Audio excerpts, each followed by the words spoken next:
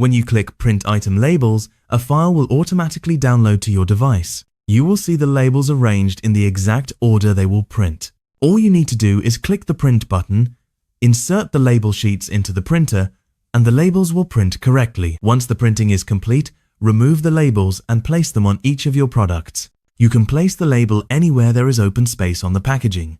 If the product already contains a barcode printed on it, make sure you place Amazon's barcode directly on top of the original barcode.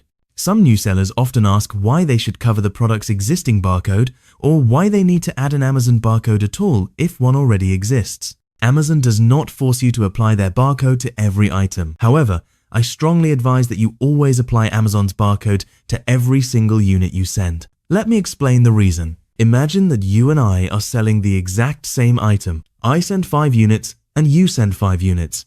If neither of us adds Amazon's barcode to our items, then once our products arrive at the fulfillment center, all of our units can get mixed together. Amazon will not be able to determine which units belong to which seller.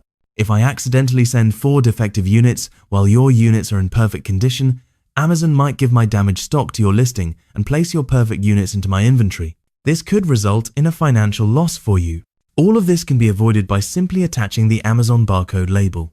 So, always cover the existing barcode with Amazon's barcode.